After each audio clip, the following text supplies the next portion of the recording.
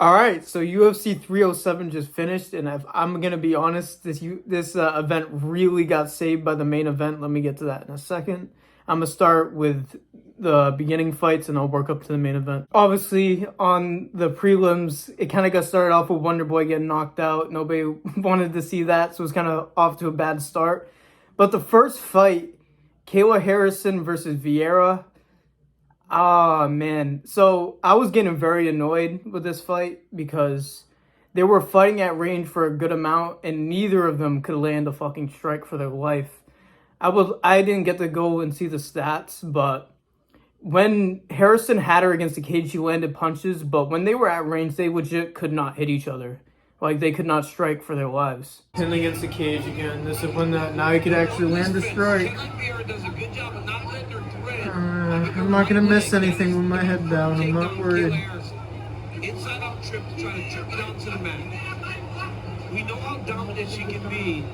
His fights are good for like when he needs to use the bathroom, but reason to, because she hasn't hit her with anything that has put her on notice. Can we make women's fights 3-minute rounds? It's amazing though, because now this was a trend with a good amount of fights, which I'll get to in a second, but I really just got the vibe that Harrison didn't want to finish and she was just fine going to decision. There's like no urgency to finish people these days in UFC. Like, it's just not important anymore. Like, it's just not glorified. Like, people are just going to keep doing this. Before I was saying because of the press conference, I want to see Harrison versus Pena, but because of the fighting styles, I can't say I'm that excited for it, to be honest. And the next fight was Kevin Holland versus Dolitzy. Now, this is what I predicted. I'm 1-0.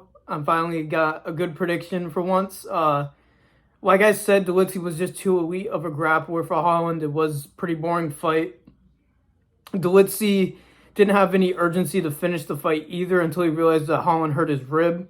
And then he started like pounding him a ground and pound, but didn't even get him out of there. The doctor had to stop it in the corner because Holland like straight up broke his rib, I believe. So yeah, even though it wasn't that entertaining, I got the pick right. So that's a win in my book. And the next fight was Mario Batista versus Jose Aldo. Now this fight got me pissed.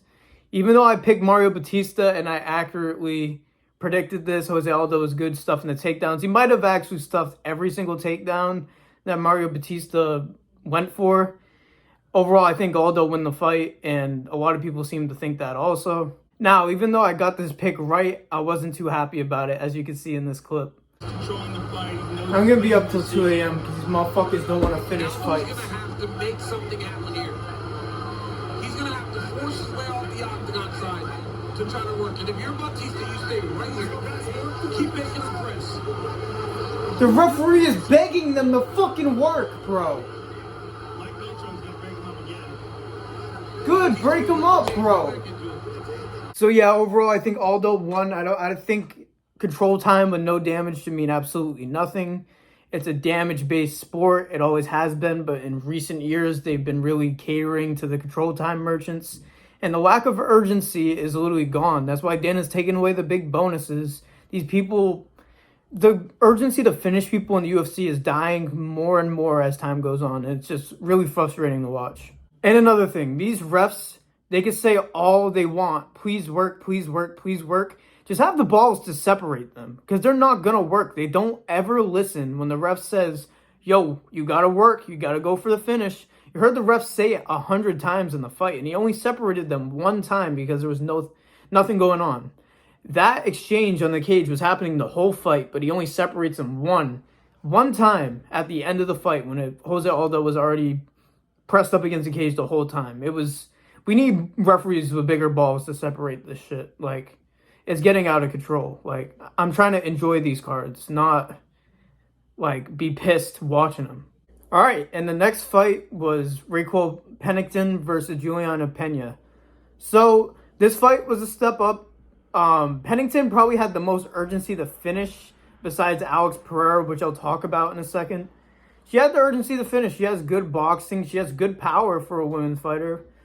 I overall really thought she won the fight, but again, control time merchants fucking get it again. I'm not saying Pena wasn't doing well on the feet. It was a very close fight, but because of the knockdown that Pennington got, I don't know how she didn't get it. Again, they catered to the control time. I didn't agree with the decision, but it was close, so it's not the end of the world.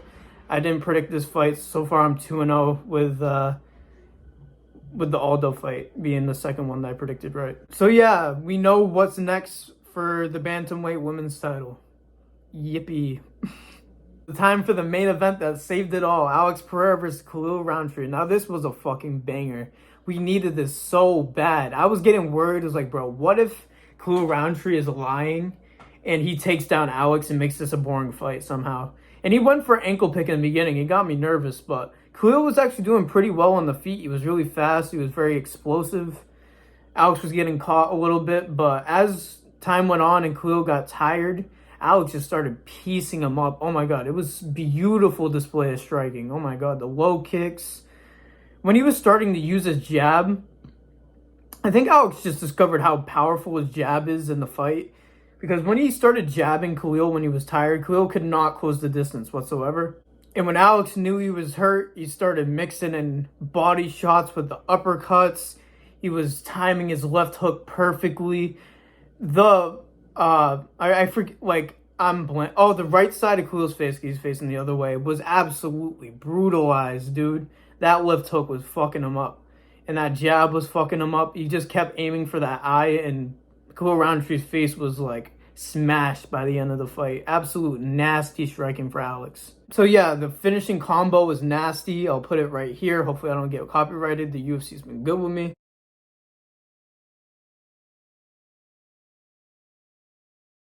If you just cut to me and it's not there anymore, that's because I had to trim it out, just letting you know. But maybe Uncle Dan is good to me, you know?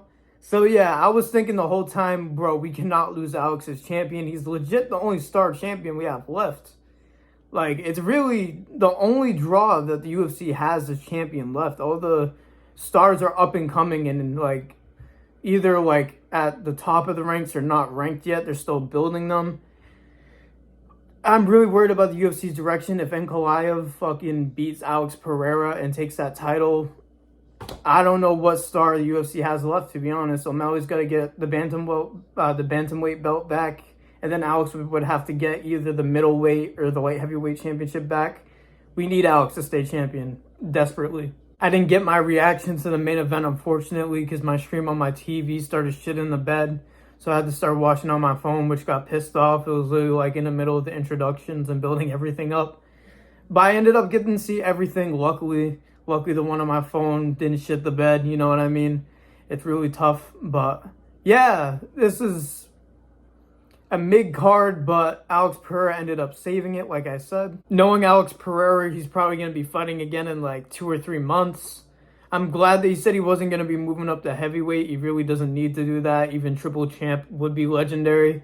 His chin at heavyweight would be a bit sus, especially if he faced Tom Aspinall because he's a real champ. Some people aren't going to like that I said that, but if John was really the champ, he would be facing the interim. Like every other fighter in history faces the interim champion, but not Johnny Boy. Totally not because he thinks he's going to lose. No, he's the greatest ever, right? But that's a video for a different day. That's also going to be a great title. Hopefully that gets a good amount of views. But yeah, I thought it was a mid-card until the main event. Let me know what you guys think in the comments. Let me know how much of a casual you think I am for not enjoying somebody being held against a cage the whole fight. And for fucking once, 100% prediction rate. I don't give a fuck that I predicted 3 fights and that's it. 100% prediction rate. I might have been pissed off with the Mario Batista fight, but I still got it right. So it is what it is. Let me know what you think is going to be next for Alex Pereira. If it's going to be Ankalaev or somebody else. Main takeaways of the card. Get some urgency in the fighters to finish some fights. We need some referees that'll stand them up a bit quicker or separate them a bit quicker if there's no work going on. Overall, Alex is the biggest star in the UFC. We see that now. We need him to stay champion or else the UFC is going to go down a dark path. Shama all day. Make sure you guys like, subscribe, and turn on notifications to see when I post. Comment what you think about the event and Alex Pereira and all the other fights. Let me know if you think I'm a casual, like I said. It'll really help out the channel. Every single like and every single comment counts. I'm still trying to grow. Thank you all for listening to me yap like usual. Peace out.